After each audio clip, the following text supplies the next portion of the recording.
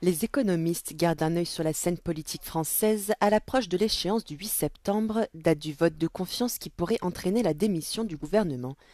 Le Premier ministre François Bayrou a engagé la confiance du gouvernement pour tenter de rallier les députés à son plan de redressement budgétaire.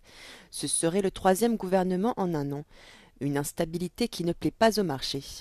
So clearly markets are observing the situation, are thinking about what it could mean. And of course, if the political turmoil was to become bigger, that could put pressure on French bond yields. And that by itself, of course, is a negative for the French economy because higher interest rates mean that investment is getting more expensive. La dette française ne cesse de s'alourdir.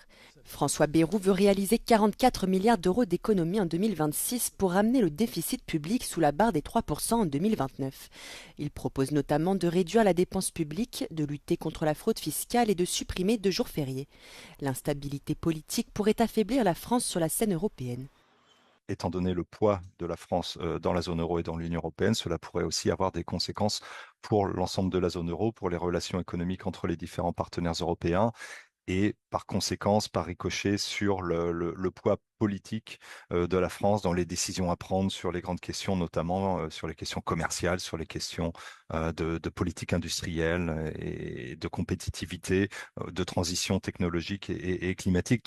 L'UE attend de la France qu'elle remette ses finances en ordre conformément à ses engagements européens. La tâche sera d'autant plus ardue en cas de chute du gouvernement.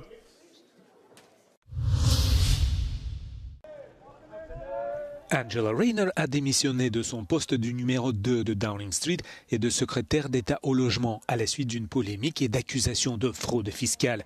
Il a été révélé qu'elle n'avait pas payé suffisamment de droits de timbre pour son appartement de 800 000 livres en bord de mer dans le Sussex de l'Est, en économisant quelques 40 000 livres au passage.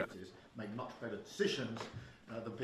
think the accusations were that I'd set up a trust or I'd flipped it to try and avoid paying it, but actually the complex area of the trust, which the advice that I relied upon didn't pick that up.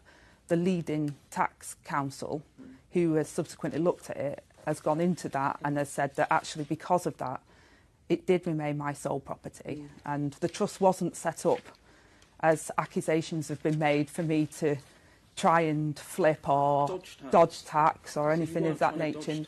No.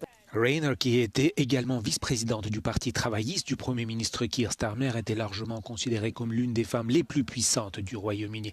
Elle représentait le noyau dur de la classe ouvrière au sein du gouvernement de Starmer, ayant grandi dans la pauvreté et s'étant hissée au sommet du Parti travailliste. La police portugaise a confirmé vendredi que 11 des 16 personnes tuées dans le déraillement d'un funiculaire historique prisé par des touristes, mercredi à Lisbonne, étaient des ressortissants étrangers. On déplore la mort notamment d'une franco-canadienne. Outre la française, 5 victimes sont portugaises, 3 britanniques, 2 canadiens, 2 sud-coréennes, une suisse, une ukrainienne et une américaine. 21 autres personnes ont été blessées dans l'accident. Plusieurs enquêtes sont en cours pour déterminer les causes de l'accident que le Premier ministre portugais a qualifié de tragédie nationale majeure.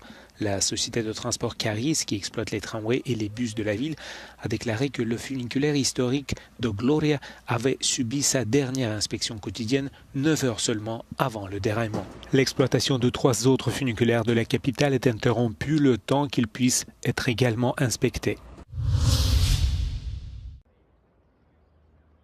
L'Union européenne a infligé une amende de près de 3 milliards d'euros à Google, accusé de s'autoréférencer sur sa plateforme publicitaire Addix.